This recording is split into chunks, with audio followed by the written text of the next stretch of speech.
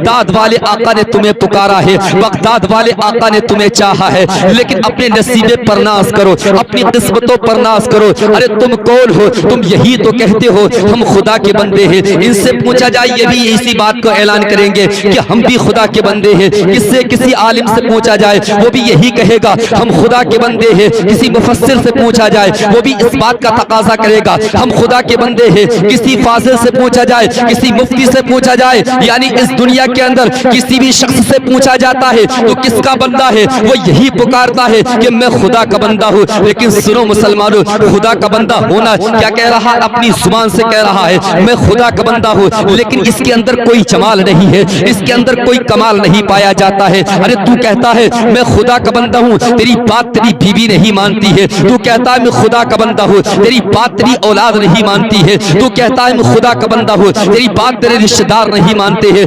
तू कहता है मैं खुदा का बंदा हूँ, तेरी बात आस पड़ोस के लोग नहीं मानते हैं। तू कहता है मैं खुदा का बंदा हूँ, तेरी बात कोई मानने के लिए तैयार नहीं होता है। अपनी तवज्जो को बिल्कुल करीब करना, तुम्हें मकसद असली की तरफ लेकर के जा रहा हो। क्या मकसद है? बिल्कुल तवज्जो करीब रखना। इंशाअल्लाह जब मेरी बात को आप तवज्जो से सुनेंगे आपके ज़हन के अंदर उतर जाएगी। जितने भी बुरे काम हैं वो सारे छोड़ करके अल्लाह वहदहू ला शरीक की बारगाह में तौबा करने के लिए तैयार हो जाओगे। लेकिन सुनो मुसलमानों, सबने कह दिया तूने कहा खुदा का बंदा, तेरी बात किसी ने नहीं मानी है। लेकिन कसम उस रब्बे काबा की, कमाल तो उसके अंदर पाया जाता है, जमाल तो उसके अंदर पाया जाता है। जब खुदा कहता है ये मेरा बंदा है, कमाल उसके अंदर पाया जाता है। जब खुदा कहता है ये मेरा बंदा है, तो इसी धरती पर, इसी ज़मीन पर रहने वाली, जिसको हम आका करीम के नाम से पुकारते हैं, जिसको हम मोहम्मद रसूलुल्लाह के नाम से पुकारते हैं, जब वो इस जमीन पर खड़े होने के बाद अपनी उंगली का इशारा करते हैं तो चांद को जो है दो टुकड़े होना पड़ता है। वो कहते हैं ए सूरज अरे वापस आता क्यों नहीं है? जब खुदा कहता है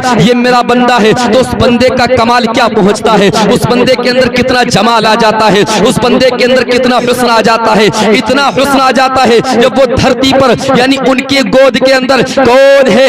मौला अली आराम फरमा रहे हैं। मौला अली की आंखों से अश्क जारी होते हैं। कैसे अश्क जारी होते हैं? कहते हैं सोच रहे हैं अगर मुस्तफा को जगाऊंगा कहीं ऐसा ना हो कि सारी इबादत खराब हो जाए, कहीं ऐसा ना हो मेरा अकीदा खराब हो जाए, कहीं ऐसा ना हो मैं जो हूँ जहन्नम का ईंधन बन जाऊं। ये सोच रहे हैं। लेकिन एक तरफ ये भी सोच रहे हैं कि नमाज असर कज़ा हो रही है, नमाज असर छूट रही है। ये भी इस बात का भी दर्द है। एक कौम मुस्लिम इतना तो बताओ, एक सोई हुई कौम इतना तो बताओ, आज अजानें होती रहती है लेकिन कसम रब्बे काबा की इन अजानों को सुनने के बाद हम मस्जिद तक हमारे कदम नहीं जोड़ते हैं। इतना बताओ, अरे जो आसान जो ईमान तुम्हारा बना हुआ है ये ईमान तुम्हारा मस्जिद तक तुम्हें खींच कर नहीं ले जा सकता, तो इतना बताओ जन्नतुल फिरदौस में तुम्हें कैसे ले जाएगा? जन्नतुल फिरदौस के अंदर वही ईमान लेकर के जाता है, वही ईमान लेकर के जाता है जिसके सीने के अंदर इश्क़ मुस्तफ़ा हुआ करता है, जिसके सीने में इश्क़ मुस्तफ़ा का चिराग रोशन हुआ करता है। लेकिन आज हम देखते हैं कि हमारे सीनों के अंदर इश्क़ मुस्तफ़ा का चिराग रोशन नहीं है। इतने घर, हमारे घर की क्वालिटी बहुत ज्यादा खराब होती जा रही है, इतनी खराब होती जा रही है, इस क्वालिटी के बारे में कुछ नहीं बताया जा सकता है। अरे सुनते क्यों नहीं हो? मैं तो क्लियर बोलने वाला आदमी हूँ, चाहे वो मेरे घर का क्यों ना हो, चाहे वो मेरा बाप ही क्यों ना हो, चाहे वो मेरी माँ ही क्यों ना हो, लेकिन मैं खरा बोलने वाला आदमी हूँ। लेकिन सुनो मुसलमानों, तबलीग तो बाप के लिए भी है, तबलीग तो माँ के लिए भी है, तबलीग तो भाई के लिए भी है, तबलीग तो मामुओं के लिए भी है, तबलीग तो नानाओं के लिए भी है, तबलीग तो सबके लिए है। अगर तुम्हें दुनिया में अल्लाह रब्बुल इज्जत ने दीन अज़मती से नवाजा है, मुस्तफ़ा करीम का दीन तुम्हें अता किया है, कुरान तुम्हें अता किया है, कुरान इस तरीके से अता किया है कि तुम्हें कुरान का आलिम बना दिया है, कुरान का फाजिल बना दिया है, कुरान का मुफस्सिर बना दिया है, तो तुम्हारा हक यही बनता है कि पैगाम मुस्तफ़ा को दुनिया में आम करो, चिराग मुस्तफ़ा को दुनिया में जलाओ, ऐसा जलाओ, ऐसा जलाओ जब चिराग मुस्तफ़ा की लो तुम्हारे घर से फूटे तो यहूदी भी इस बात को कहे अगर कोई मुस्तफ़ा का गुलाम इसके घर के अंदर रह रहा है, कोई मुस्तफ़ा करीम का गुलाम जो है इस घर के अंदर चिराग को रोशन कर रहा है। अरे इस चिराग रोशन इस तरीके से करता है, इसका अखलाक देखा जाए तो कितना बुलंदो बाला है, इसका किरदार देखा जाए तो कितना बुलंदो बाला है, ये कितना अजमत और शान वाला है, इतना शान वाला है। जब ये इतना शान वाला है तो मुस्तफ़ा कितने शान वाले होंगे? जब मुस्तफ़ा इतने शान वाले हैं तो जिसने मुस्तफ़ा को पैदा किया है वो कितनी शान वाला, वो कितनी बोलिए ना वो कितनी शान वाला होगा। लेकिन सोई हुई कौम को जगाने की बात कर, क्या सोई हुई कौम को जगाने की बात कर। तबलीग हर किसी के लिए है, लेकिन मुसलमानों कमाल तो उसके अंदर पाया जाता है जब रब कहता है ये मेरा बंदा है, तो इसी धरती पर जब वो सूरज को इशारा करता है तो सूरज वापस आ जाता है। जब खुदा इसी धरती पर रहने वाले को जब मेरा मौला कहता है ये मेरा बंदा है, तो वो अपनी ठोकर अगर मुर्दे को मारता है, कहता है तुम भी इज़्निल्लाह तुम मुर्दे को जिंदा होना पड़ता है। इसी धरती पर रहने वाले को जब मेरा खुदा कहता है ये मेरा बंदा है, तो कौन? अरे हम सबके ख्वाजा, ख्वाजा यानी हिंद के महाराजा जिनको कहते हैं ख्वाजा अजमेर चिश्ती, जिनको कहा जाता है ख्वाजा गरीब नवाज कहा जाता है, वही शख्स अपना सागर के अंदर पूरे तालाब को यानी अनाज सागर को बुला लिया करते हैं काशे कासे के अंदर। ये शान इनको मिला करती है। लेकिन ओ मुसलमानों सुनो, जब खुदा इसी धरती पर रहने वाले को कहता है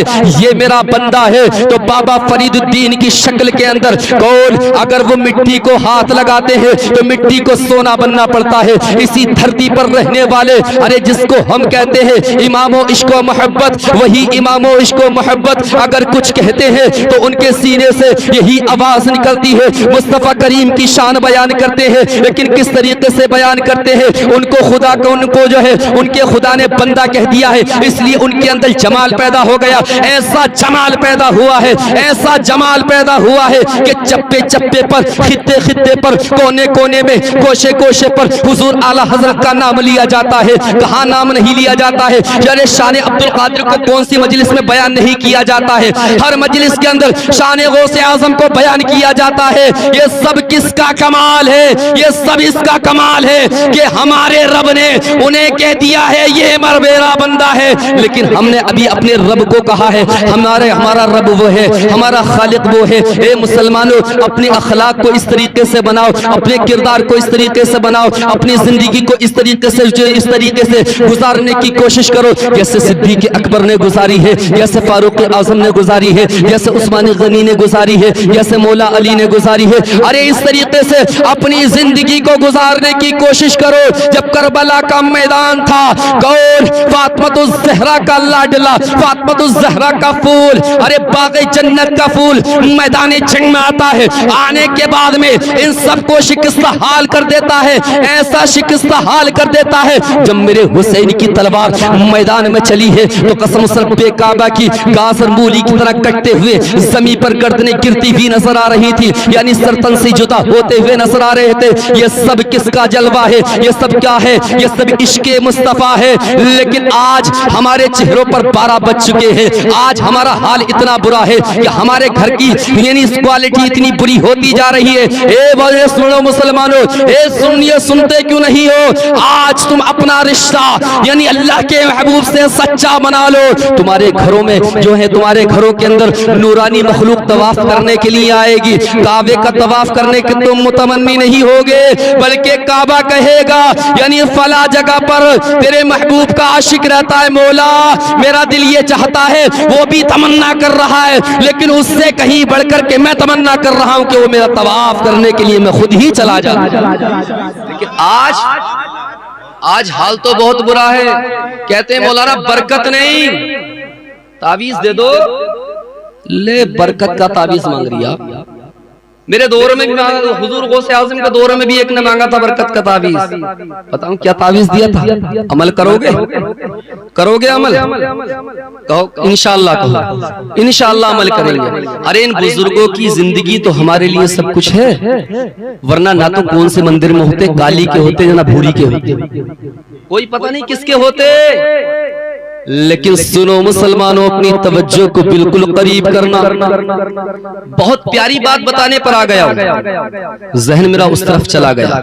ये बात सोच करके बहुत से लोग कहते हैं कि बरकत नहीं, लोंडा बहुत कमाता, मैं भी बहुत कमाता हूँ, कमाते कमाते बूढ़ा हो गया, बाल सफेद हो गए। लेकिन हमारे घरों के अंदर बरकतें नहीं है, हमारे घरों के अंदर जो है ये सारी चीजें नजर नहीं आ रही है, बेबरकती नजर आ रही है। और हुजूर गौसे आज़म के दौर की बात है। एक मर्तबा रात की तन्हाई में दोनों मियाँ बीवी अपने बिस्तर पर लिटे हुए हैं। मियाँ से बीवी कहती है, ओ शोहरे नामदार, बात इस तरीके से है, तुम बहुत कमाते हो लेकिन बेबरकती हो रही है। तुम जो है रात दिन एक ही काम में लगे रहते हो, कभी कहीं से जाते हो, कभी किसी की मजदूरी करते हो, कभी किसी के घर जाते हो। लेकिन तो आज हम देखते हैं हमारे बच्चे भी भूख की वजह से तड़प रहे हैं, प्यास की वजह से, प्यास की शिद्दत से हमारे बच्चों का कदम टूट रहा है। इतनी बेबरकती हमारे घर के अंदर होती जा रही है। अरे तुम चले क्यों नहीं जाते हो? बोले बीवी कहाँ जाऊं, मैं तो सब कुछ करता हूँ। लेकिन ओ मुसलमानों, हम जो कहते हैं कुरान भी पढ़ते हैं, नमाज भी पढ़ते हैं, लेकिन आज देखा जाए तो बरकत का तावीज तुम्हें आज ही मिल जाएगा। किसी मौलाना को तुम्हें जाफरान लाने के देने की जरूरत ना पड़ेगी। मौलाना भी कह देते हैं, अरे 2 तोले जाफरान ला के दे दो,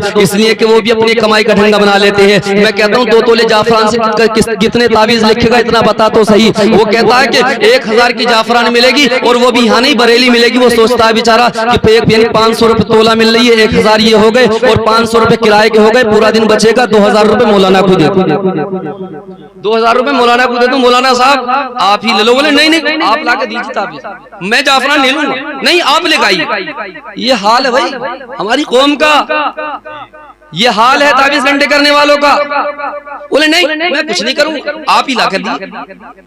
बोले नहीं मौलाना आप ही कर दो कुछ कर। बोले चलो कोई बात नहीं, चलो ऐसा है थोड़े थोड़े कम कर लेते हैं, बात तय हो जाती है। लेकिन सुनो, मेरे गौस ने क्या ताबीज दिया है, मेरे गौस ने क्या नसीहतें हमको दी है, मेरे गौस के किरदार से क्या नसीहतें फूटती है। अपनी तवज्जो को बिल्कुल करीब करना मुसलमानों, आज इस नसीहत को दिल की तख्ती पर नोट करके ले जाना, अपने दामन की गांठ में बांध कर ले जाना। कसम रब्बे काबा की मिंबर रसूल से जुमला दे रहा हूँ, कभी किसी के सामने सर झुकाने की जरूरत ना पड़ेगी, कभी किसी के सामने परेशान होने की जरूरत ना पड़ेगी। अल्लाह तुमको इतना अता करेगा, इतना अता करेगा, हुजूर गौसे पाक के सदक़े में तुम्हारी नस्लें भी खाएंगी। लेकिन कसम रब्बे काबा की तुम्हारी नस्लें भी रश्क करेंगी। अगर हमारे बाप को मिला है तो गौसे पाक का सदका मिला है, हमारे बाप को मिला है ख्वाजा गरीब नवाज का सदका मिला है, हमारे बाप को मिला है हुजूर आला हजरत का सदका मिला है, हमारे बाप को मिला है मौला अली का सदका मिला है, हमारे बाप को मिला है उस्मान गनी का सदका मिला है, हमारे बाप को मिला है फारूक आजम का सदका मिला है, हमारे बाप को मिला है यारेगार यानी सिद्दीक अकबर का सदका मिला है। उसकी नस्लें इस बात को कहेंगी हमारे बाप को अगर मिला है तो मुस्तफा करीम का सदका मिला है, मुस्तफा करीम का सदका मिला है।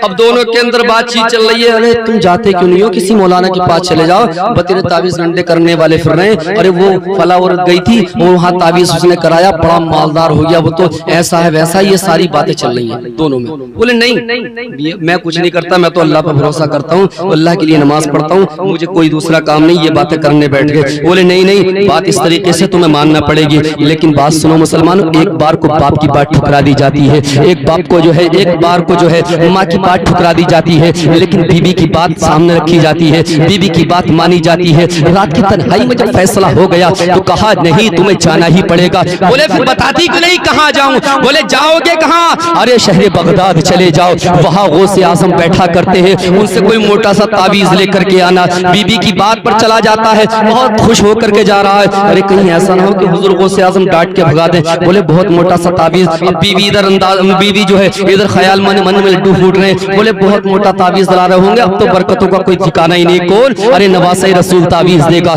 इस तरीके से सोच रही है, लेकिन सोचने के बाद में जब मेरे गौस के दयार में पहुंचता है, पहुंचने के बाद वहां घुटने टेक करके बैठ गया, लेकिन मेरे गौस के सामने जुबान नहीं खोल रहा है, बिल्कुल खामोशी के साथ वही बैठा हुआ है, कोई बात अपनी जुबान से नहीं बोल रहा है, कोई बात नहीं, मुंह नहीं खोल रहा है। जब उसने मुंह नहीं खोला, जुबान से कुछ नहीं बोला, मेरे गोश ने, मेरे गौसे आज़म ने क्या किया है, अपनी ये वाली आंखों को बंद किया है, दिल की आंखों को खोल दिया। जब दिल की आंखों को खोला है, बोले बताता क्यों नहीं है, किस लिए तू आया है? अरे तावीज लेने तो आया है। बोले हुजूर जब आपने मेरे दिल का हाल जान ही लिया है तो बात तो यही है, मैं तावीज लेने आया हूँ, मेरी बीवी ने मुझे तावीज लेने के लिए भेजा है। मेरे गौस ने फरमाया कोई दिक्कत नहीं है, मोटी सी चादर उठाई, उठाने के बाद वो चादर जो है किसको दे दी है, उस मुरीद को दी, और देने के बाद में कहा जा अपने घर के दरवाजे पर जाकर के लटका देना। और इतना कहने के बाद में पीर साहब से कुछ नहीं बोला, पीर साहब से यानी हुजूर गौस पाक से कुछ नहीं बोला, चादर को थामा, थामने के बाद में दरवाजे पर लटका दिया।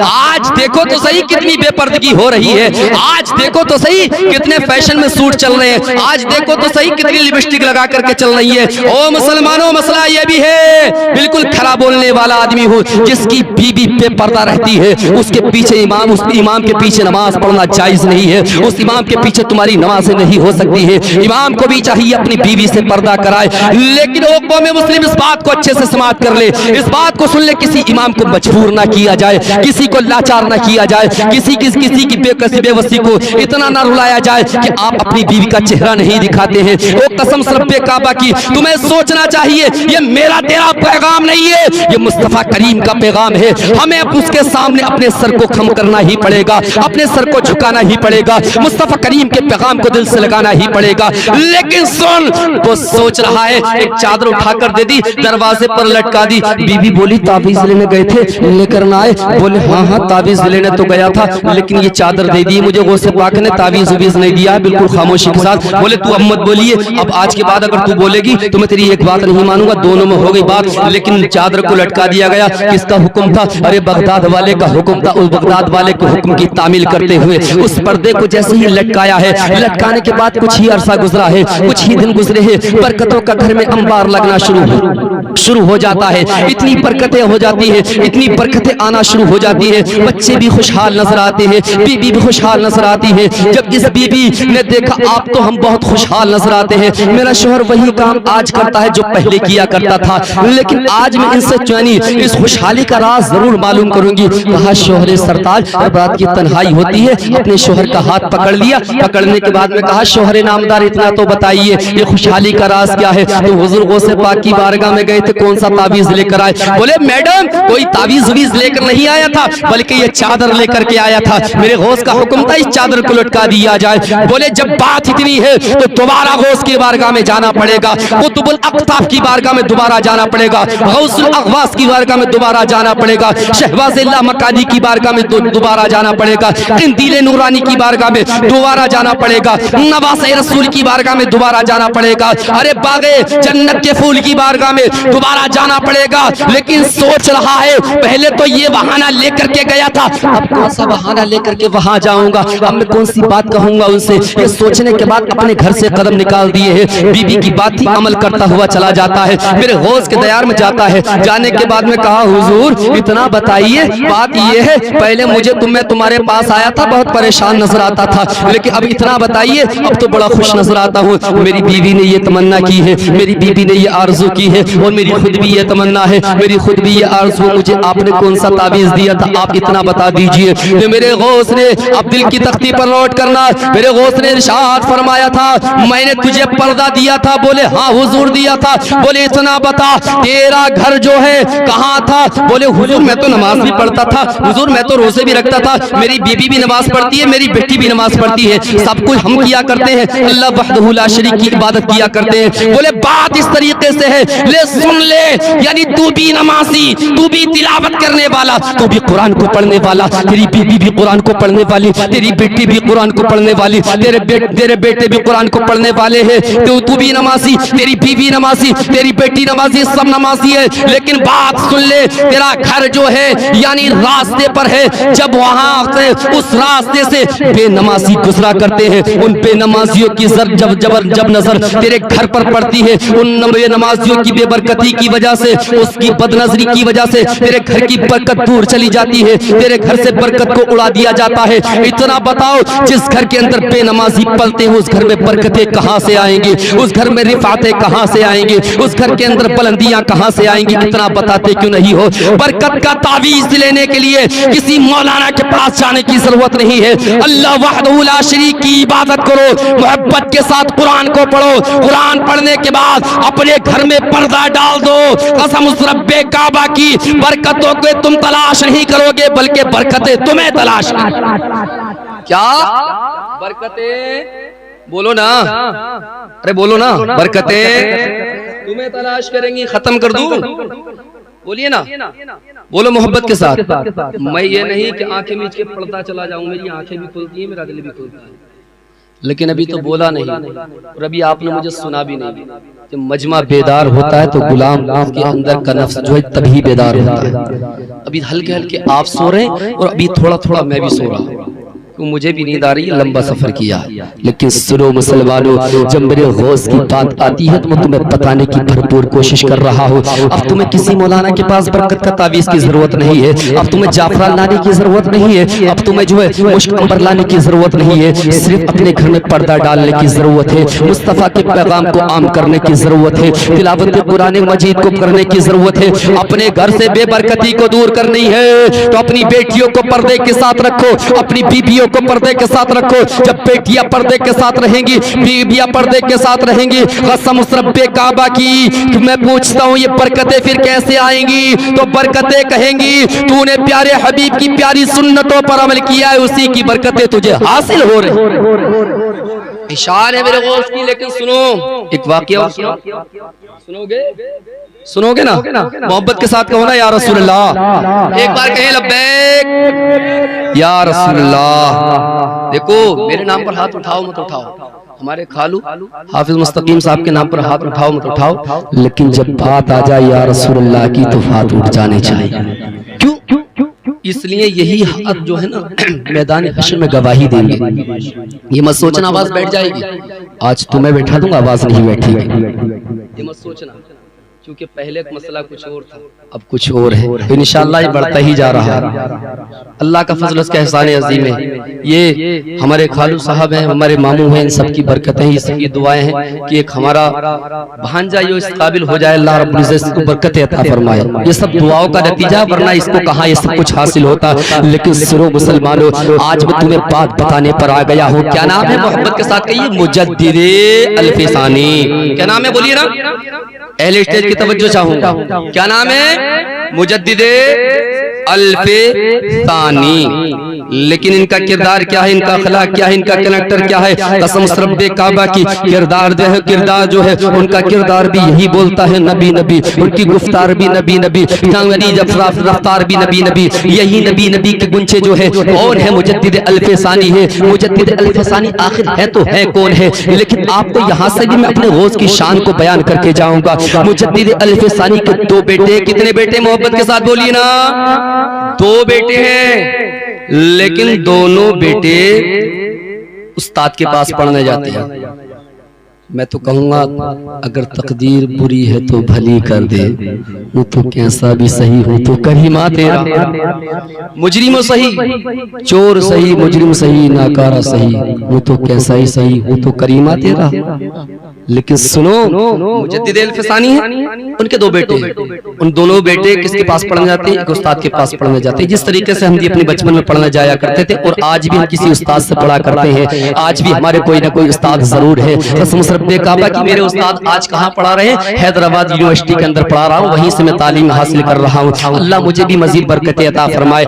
लेकिन सुनो मुसलमानों, बात किसकी आती है? मुजद्दिद अल्फसानी की आती है। उनके दो बेटे हैं, दोनों बेटे किसी उस्ताद के पास पढ़ाई कर रहे हैं, बड़ी मेहनत और मुशक्कत के साथ पढ़ाई कर रहे हैं। लेकिन जब उन्हीं बेटों के उस्ताद आते हैं तो मुजद्दिद अल्फसानी ने अपने चेहरे को इस तरीके से नीचे कर लिया। नीचे करने के बाद में मुजद्दिद अल्फसानी ने ना ही तो सलाम किया है, ना ही तो सलाम का जवाब दिया है। इतना देखने के बाद मुजद्दिद अल्फसानी के दोनों बेटे अंदर से पुकार उठते हैं, ओ बाबा इतना तो बताओ, हमारे उस्ताद मोहतरम आए, उनका तुमने कोई इज्जत नहीं की, उनका तुमने कोई वकार नहीं समझा, वो अपना इल्म हमें सिखा रहे थे, मुस्तफा की शरीयत हमें बता रहे थे, लेकिन तुमने उनके वकार को नहीं जाना है। वो तो हमें जानवर से इंसान बना रहे थे, लेकिन तुमने उनके वकार को नहीं जाना है। इतना बताओ तुमने ऐसा क्यों किया है? तो वो बेटों से कहते, बेटा तुम्हें नहीं मालूम है मैं कौन हूँ? मैं तो हुजूर का दीवाना हूँ, मैं तकदीर को पढ़ा करता हूँ, गौसे पाक तकदीर को बदला करते हैं। कसम रब्बे काबा की जब इतनी बात आती है, बोले तुमने क्या पढ़ लिया है तकदीर के अंदर? इतना तो बता दो। मेरी बाप बेटों के अंदर बात चली है, इतना तो बता दो क्या पढ़ लिया तकदीर के अंदर? बोले बेटा तू क्या जानता है? मैं जानता हूँ मैंने क्या नहीं पढ़ा है। मैंने ये पढ़ा, जब तेरा उस्ताद आया था उसकी पेशानी पर जहन्नमी लिख रहा था, उसकी पेशानी पर काफिर लिख रहा था। इसलिए मैं काफिर की ताज़ीम नहीं कर सकता, मैं जहन्नमी की ताज़ीम नहीं कर सकता, मैं काफिर को सलाम नहीं कर सकता, मैं काफिर की ताजीम के लिए खड़ा नहीं हो सकता। इसलिए मुस्तफ़ा करीम ने मना फरमा दिया है। अरे ये शरीयत का फैसला भी है, किसी काफिर की ताजीम करना ये हमारे लिए यानी हमारे लिए कार्य सवाब नहीं हो सकता है। इतना जब कहा, बोले इतना बताओ, जब ऐसे बाप के बेटे बनने में क्या फायदा है जिसका उस्ताद जहन्नम में जाए। इतना तो बताओ, तुम अपने आप को कहते हो मुजद्दिद अल्फसानी है, तुम अपने आप को कहते हो मुस्तफ़ा करीम के दीवाने हैं, लेकिन तुम मुस्तफ़ा करीम के दीवाने तो हो, हमारा बाप जहन्नम में जाए, ये कितनी बड़ी बात है। ये बच्चे कह रहे हैं, बोले बेटा कोई दिक्कत का मसला नहीं है, शाम तो होने दे, अभी अभी मैं खत लिखता हूँ। जब खत लिखना शुरू किया है तो किसकी बारगाह में खत भेजते हैं? हुजूर गौसे आज़म की बारगाह में खत भेजते हैं। जब ये खत कहाँ जाता है? हुजूर गौसे आज़म की बारगाह में जाता है। जाने के बाद में मेरे गौस ने जहन्नमी इंसान को जन्नती बना दिया है। कसम रब्बे काबा की, मैं तो यही कहूंगा जो आला हजरत ने कहा था। क्या कहा था आला हजरत ने? कादरी कर, कादरी रख, कादरियों में उठा, कादरी कर, कादरी रख, कादरियों में उठा, कदरे अब्दुल कादिर कुदरत नुमा के वास्ते। और दूसरे शायरों ने भी यही कहा था, यानी गम से छुटकारे को काफी है हवाला तेरा। दूसरे शायरों ने यही बात तो कही थी, गम से छुटकारे को काफी है हवाला तेरा, यानी हर यानी जमाने में मौजूद है उजाला तेरा, सारे वलियों में हुआ रुतबा निराला तेरा। हुजूर आला हजरत फरमाते, वहाँ क्या मर्तबा ए गौसे वाला तेरा, ऊंचे ऊंचों के सरों से कदम आला तेरा। यही तो फरमाते हैं। और भी शायर ने क्या कहा था? अपनी तवज्जो को करीब करना, मोहब्बत के साथ सुनना, मोहब्बत के साथ कहना या रसूल अल्लाह। क्या शायर ने क्या कहा था? यानी नूरी सरकार से मामूर है सीना तेरा, मोहब्बत के साथ बोलो ना या रसूल अल्लाह। नूरी सरकार से मामूर है सीना तेरा, रूए व शम्स का, रूए व शम्स है, रूए व शम्स का सदका है रुखे ज़ेबा तेरा। क्या फरमाते हैं? रूए व शम्स का सदका है रुखे ज़ेबा तेरा, यानी जुल्फ़े व लैल से महका है अमामा तेरा, यानी सर भला क्या कोई जाने है कि कैसा तेरा औलिया